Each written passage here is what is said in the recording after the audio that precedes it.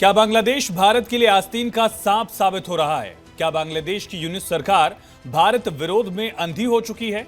क्या यूनुस बांग्लादेश के चुनाव में मोदी मैजिक से डर चुके हैं? भारत ने बांग्लादेश की आजादी की जंग लड़ी, क्या यूनुस ये भूल चुके हैं? दुनिया की सबसे बड़ी पार्टी से आखिर क्यों चिढ़ गए हैं बांग्लादेशी यूनुस? मोदी की लोकप्रियता से कठपुतली पीएम आखिर क्यों सकपकाए?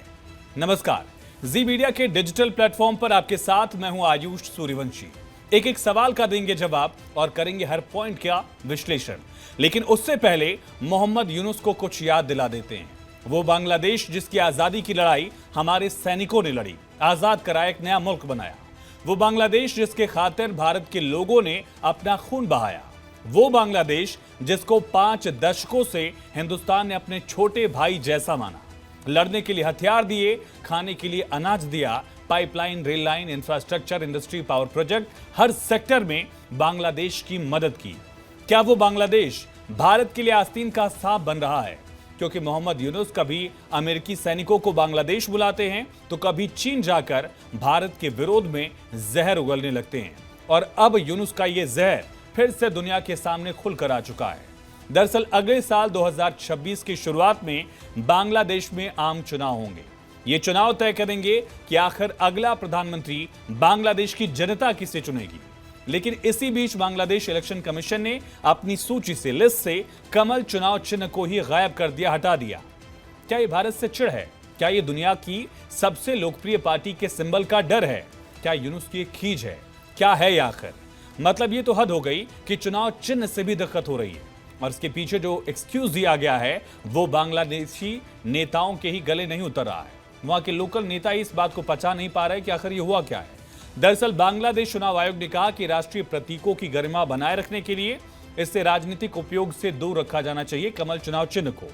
खुद बांग्लादेशी नेता ही इस पर बांग्लादेश के आयोग से सवाल पूछ रहे हैं। एक पार्टी वहां एनसीपी के नेता सरजिज आलम ने कहा कि शापला यानी कमल लिस्ट में नहीं है। इसका मतलब कानूनी बाधा नहीं है। हम देखेंगे कि कौन सत्ता का सपना देख रहा है। एनसीपी के चीफ कोऑर्डिनेटर नासिरुद्दीन पटवारी ने भी कहा कि वो कमल चुनाव चिन्ह को लेकर कोई समझौता नहीं करेंगे। इसी तरह एनसीपी के संस्थापक नाहिद इस्लाम ने सीधे यूनुस को चुनौती दे दी। पार्टी ने बयान जारी किया और बयान में कहा कि चुनाव आयोग बिना कमल सिंबल दिए कैसे चुनाव करा लेगा, ये हम देखेंगे।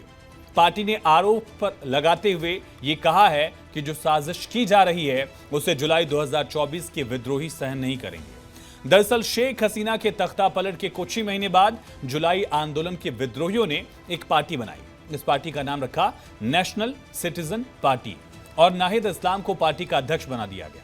नाहिद इस्लाम ने पार्टी के रजिस्ट्रेशन को लेकर जब आवेदन किया तब चुनाव आयोग की तरफ से पार्टी को कमल का सिंबल नहीं दिया गया, मना कर दिया गया। आयोग के इस फैसले से बांग्लादेश की सियासी सरगर्मी बढ़ गई है। इस चुनाव चिन्ह पर राजनीतिक दल एनसीपी के नाहिद इस्लाम की नजर थी और अब एक और राजनीतिक दल नागरिक ओइका ने भी कमल चुनाव चिन्ह मांगा। उनको भी बांग्लादेश के आयोग की तरफ से यही जवाब दिया गया कि कमल चुनाव चिन्ह नहीं मिल सकता।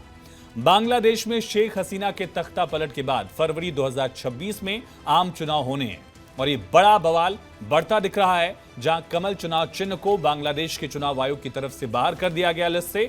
और ऐसे में बांग्लादेश की ही राजनीतिक पार्टियां इसको लेकर सवाल पूछ रही हैं। और ऐसे में सबसे बड़ा सवाल ये भी है कि क्या मोहम्मद यूनुस कमल चुनाव चिन्ह से डर गए हैं? जुड़े रहिए जी मीडिया के डिजिटल प्लेटफॉर्म के साथ।